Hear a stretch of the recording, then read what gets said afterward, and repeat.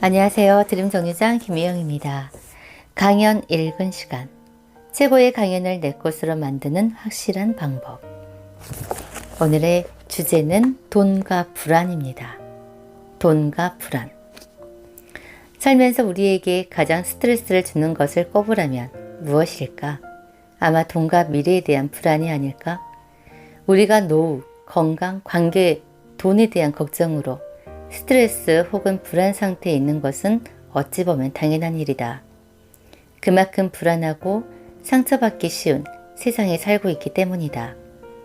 그러나 오늘보다 더 나은 내일을 위해서는 이러한 상처를 잘 극복하고 스스로가 가진 불안과 걱정, 두려움과 같은 부정적인 감정들을 잘 다룰 수 있어야만 한다. 이 챕터에서는 외로움, 실패, 거절, 죄책감과 같은 상처를 극복하는 방법, 쓸데없는 돈 걱정에서 자유로워지는 법, 스트레스를 다루는 방법, 일상에서 겪는 내면의 두려움에서 벗어나는 방법 등에 대한 힌트를 얻을 수 있을 것이다. 내면의 두려움을 극복하는 법. 그러니까 더럽고 치사해서 그만둔다고요. 이젠 하고 싶은 일을 하면서 살 겁니다. 덜컹거리는 지하철 안. 출퇴근길에 읽은 책 한 권이 유일한 낙인 영재 씨의 시선이 소설 속 어느 한 장면에서 멈췄다. 쳇, 말이야 쉽지. 한쪽 입꼬리가 올라가더니 자기 비하가 반은 섞인 냉소를 지으며 이내 책을 덮어버린다. 직장 때문에 우울증에 걸린 한 청년이 자신을 괴롭히던 부장 앞에 당당히 사표를 내던지는 장면에서 영재 씨가 느낀 건 대리만족보다는 무기력한 좌절이었다. 원하는 대기업에 떨어져 작은 제약회사의 영업사원으로 있으면서 인생을 즐길 여유 없이 이리저리 치이기만 하는 주인공의 삶에 묘한 동질감을 느끼다가도 자신이 소설 속 주인공보다 더 못한 삶을 살고 있다는 사실에 오히려 비참함을 느낀 것이다. 영재 씨라고 꿈이 없었겠는가? 하지만 새로운 뭔가를 시작한다는 게 두렵다. 영재 씨는 오늘도 그렇게 안전지대 안으로 스스로를 밀어넣었다. 문제는 그렇다고 인생에서 두려움이 사라진 건 아니라는 것이다. 그만둘 용기도 없지만 회사에서 더 버틸 힘도 없어지는 요즘 그는 다시 두렵다. 제대로 살고 있지 않아서, 아니 이대로 영영 외롭고 불행하게 살 것 같아서. 영재 씨처럼 정체를 알 수 없는 두려움이 자신의 삶을 갉아먹고 있다는 기분이 든다면 팀 페리스의 강연을 들어보자.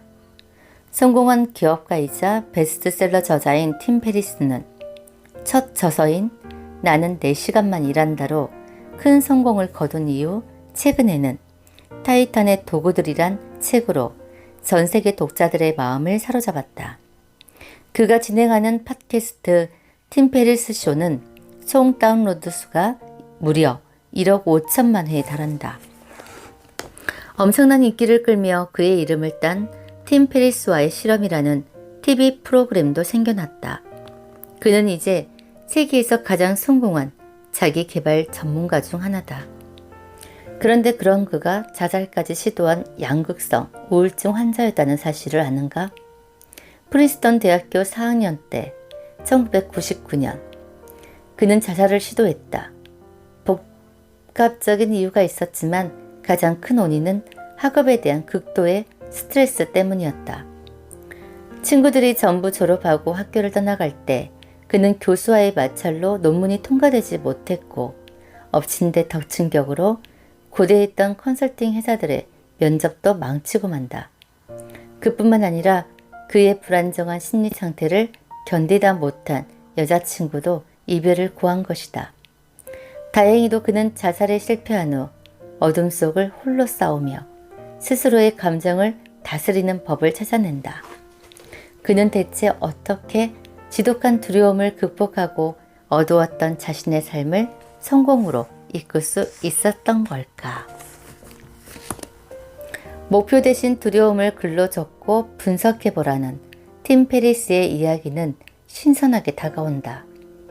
우리는 주로 좋은 것만 생각하라는 말을 듣지 않았는가? 살면서 수없이 많은 계획을 세우고 목표를 적었지만 두려움을 적었던 적은 단 한 번도 없었다. 어쩌면 우리는 두려움이란 감정을 외면하고 피하려고만 했던 게 아닐까? 그의 이야기는 두려움이란 감정을 다시 생각해 보게 한다. 우리는 모두 두려움을 느끼며 산다. 특히 어려운 선택의 순간에선 더욱 두려움을 느끼기 마련이다. 이때 우리는 세 가지 선택의 문 앞에 서게 되는데 많은 사람들이 선택하는 문은 대체로 열기 쉬운 첫 번째와 두 번째 문이다. 첫 번째 문은 선택이 두려운 나머지 이를 회피하는 사람들의 선택이다. 불만투성이인 삶을 그저 합리화하며 아무런 변화 없이 살아가는 것이다. 앞서 떠밀리듯 안전지대에 머무르기로 한 영재씨 역시 이 문을 열었다. 두 번째는 남들이 정한 기준을 따르는 경우다. 주로 부모나 사회가 좋다고 믿는 것을 택하며 남의 인생을 살게 된다. 자신의 관심사보다는 남들이 좋다고 하니까 공무원이 되고 의사가 되고 판검사가 되는 사람들. 인생의 선택에서 스스로 이유를 규정하지 않는 사람들은 성공해도 자기 삶의 주인공이 되지 못한다. 설령 목표를 이루고도 공허함을 느낀다면 그것이 진정으로 내가 원한 성공인지 혹 두 번째 문을 연 것은 아닌지 잘 생각해보라. 세 번째 문은 가장 어려운 선택의 문이다.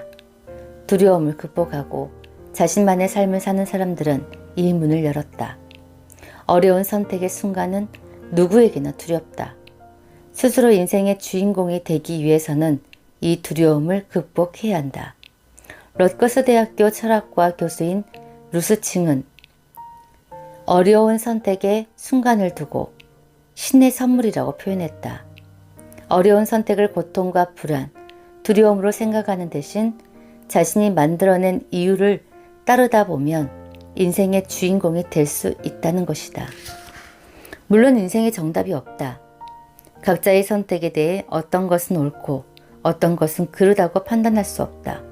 아무것도 하지 않는 것 역시 선택이라면 선택이랄까. 그렇지만 어려운 선택지 앞에서 자신이 택한 것을 좀 더 좋게 여기며 스스로의 삶을 만들어가는 것, 그리고 이를 위해 두려움을 극복하는 일이 필요하다는 것을 아는 사람은 많지 않다. 그렇다면 과연 두려움은 어떻게 극복할 수 있을까? 두려움을 극복하고 싶다면 아래의 내용을 알아두는 것이 도움이 될 것이다. 두려움에 대한 인식 바꾸기. 두려움에 대한 인식 바꾸기. 퇴사하는 것이 두려운가?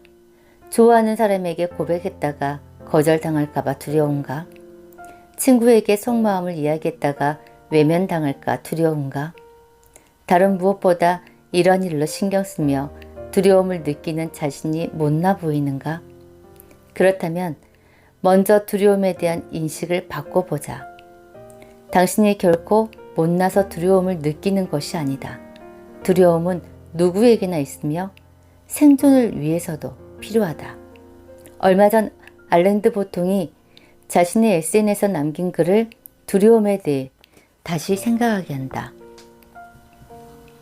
내가 사람들 앞에서 멍청한 이야기를 할지라도 모른다는 두려움은 나쁜 생각보다는 좋은 생각을 훨씬 많이 죽인다. 우리는 초등학교 시절부터 극기 훈련을 통해 두려움에 맞서는 강인한 인재가 되도록 교육받으며 자랐다.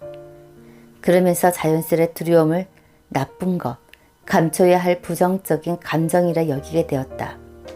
그러나 두려움은 부정적인 것이 아니다. 사실 두려움은 우리에게 꼭 필요한 감정이다. 부정해야 할 감정이 아니라 잘 다독이고 정돈할 감정인 것이다. 상담 전문가인 헤더 플랫이 설명한 4가지 두려움을 간단히 정리하면 아래와 같다. 첫 번째, 위험을 감지하는 두려움. 위험한 상황을 피하고 생존하는 데 필요한 두려움이다. 교통사고, 화재와 같은 재난을 피하게 하며 나쁜 사람이나 불리한 계약 등으로부터 본능적으로 벗어나게 도와준다. 자아를 지키는 두려움. 상처받기 쉬운 자아를 지키기 위해 존재하는 두려움이다. 자존심이 상하는 상황, 망신당하는 상황, 거절당하는 상황을 피하게 하지만 때로는 타인과 분열을 일으키게 한다. 세 번째, 새로운 일 앞에서의 두려움. 무언가 새로운 일을 하려고 할 때 느끼는 두려움이다.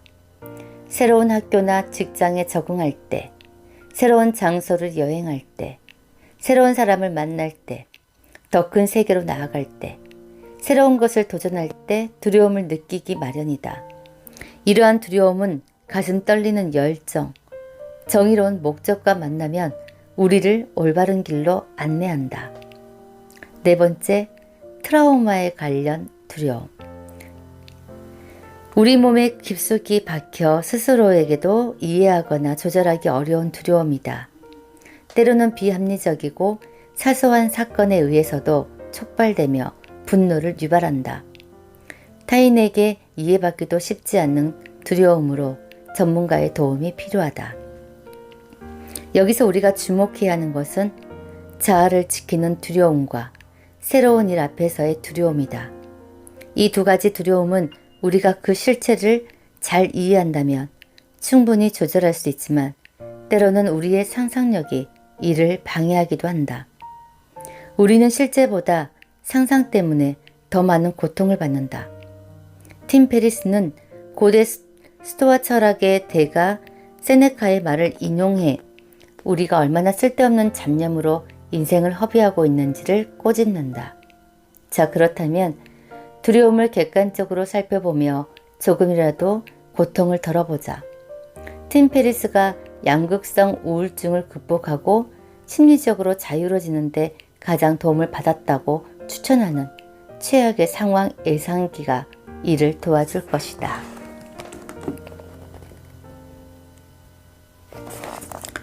두려움을 마주하는 방법.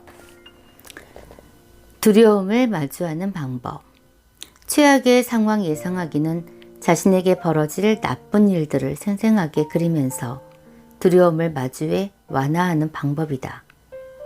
두려움을 마주한다는 것이 어렵게 느껴진다면 다음의 가이드를 따라 천천히 시작해보자. 하고 싶은 일에 대한 체크리스트 대신 자신이 지금 무엇을 두려워하고 하는지, 앞으로 나아가는 것을 막는 게 무엇인지에 대한 체크리스트를 만드는 것이다. 이 작업은 추상적으로 접근하기보다는 구체적으로 생각해야 한다. 앞서 예시를 들었던 제대로 살고 있지 않는 것 같다는 영재 씨의 두려움은 추상적이다. 무엇 때문에 그렇게 생각하는지 스스로의 내면을 잘 들여다봐야 한다. 결혼을 못할까봐 두려운 건지, 회사를 그만두고 새로운 일에 도전했다 망할까봐 두려운 건지, 가난하게 살까봐 두려운 건지, 두려움의 실체를 분해해서 정리하면 이를 극복할 방법을 찾을 수 있다.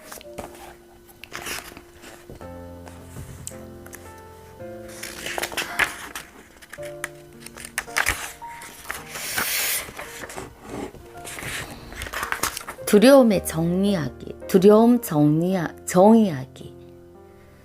첫 번째 페이지는 두려운 것들, 미루고 있는 것들, 걱정하고 있는 것들을 잘 생각하고 적어보는 것이다.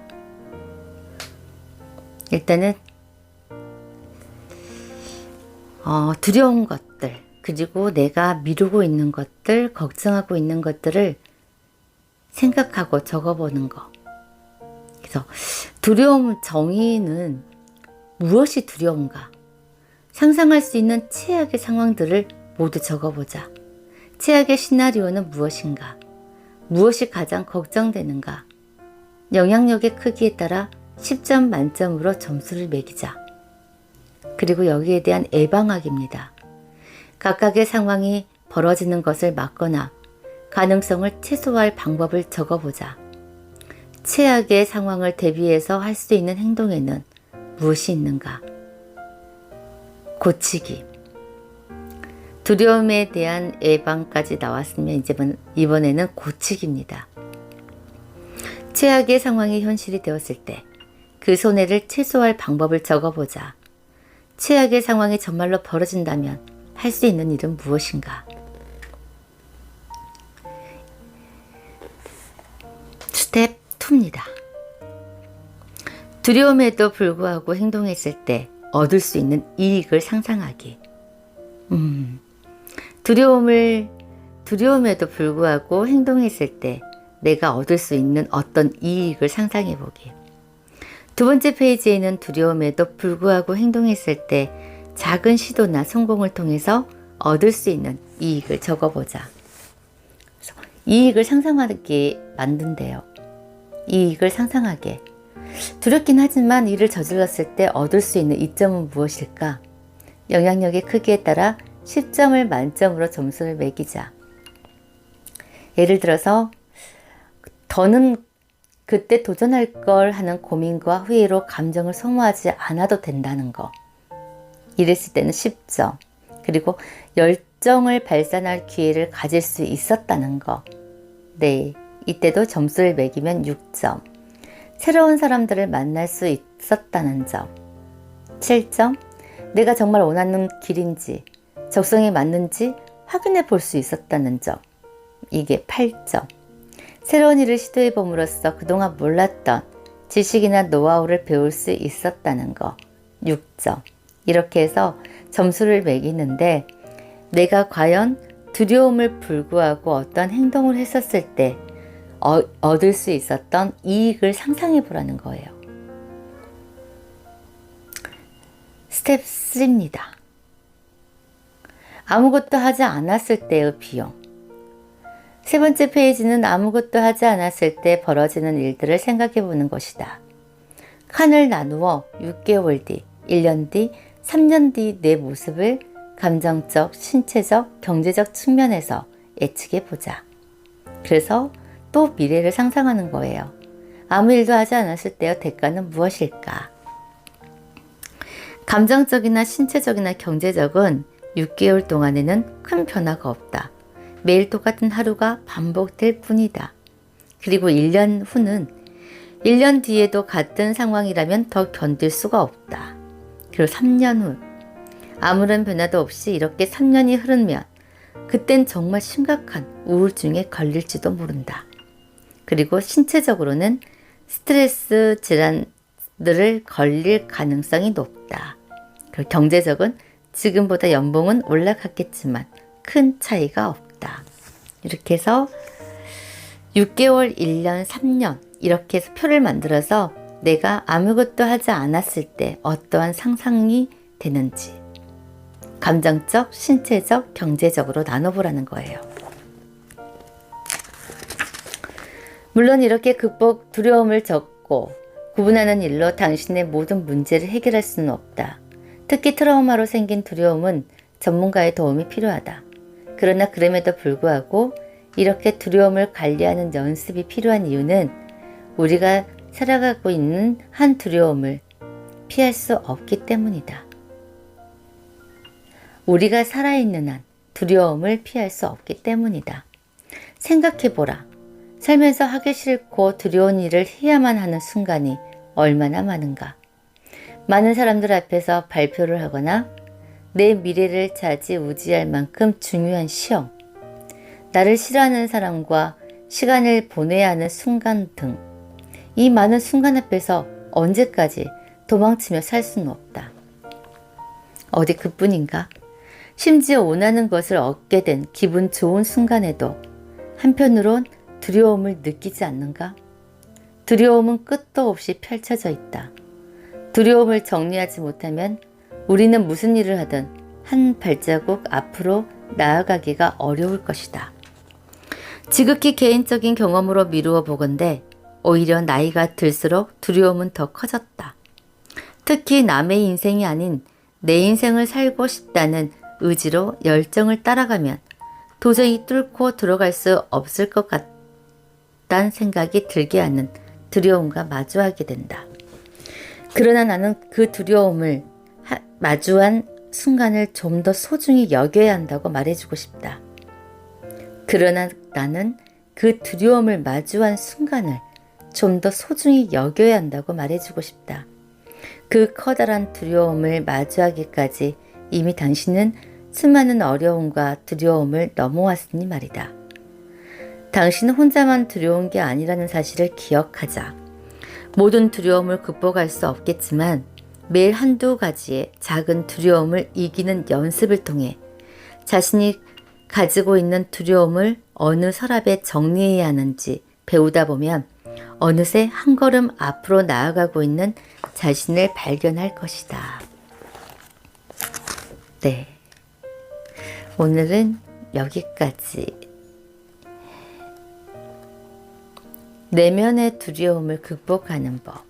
일단은 두려운 것들을 상세히 적고 내가 무엇이 두려운지, 그래서 상상할 수 있는 어떠한 최악의 상황들을 모두 적어보자는 거예요. 최악의 시나리오, 그리고 가장 걱정되는 거, 그리고 거기에 맞는 처방을 해야 되는데 어떤 각각의 상황이 벌어지는 것을 막거나 또 가능한 최소화할 수 있는 방법을 또 거기에 맞춰서 적어보라는 거예요. 최악의 상황을 대비해서 할 수 있는 어떤 또 행동에 대해서도. 그래서 최악의 상황이 현실이 되었을 때 그 손해를 최소화할 방법을 적어보자. 최악의 상황이 정말로 벌어진다면 할 수 있는 일은 무엇인가? 네. 두려움은 아까 신의 큰 선물이라고 했잖아요. 신의 선물. 어쩌면. 그래서 두려움에 대한 어떤 인식을 바꿔서라도 여러분들께서 하고자 하는 일들은 하셔야 될 것 같다는, 네.